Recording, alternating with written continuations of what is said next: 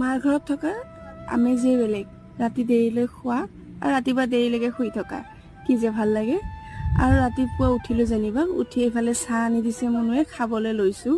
আৰু পিঠা বনাইছিলোঁ যে, সেয়েৰে খাম আজি।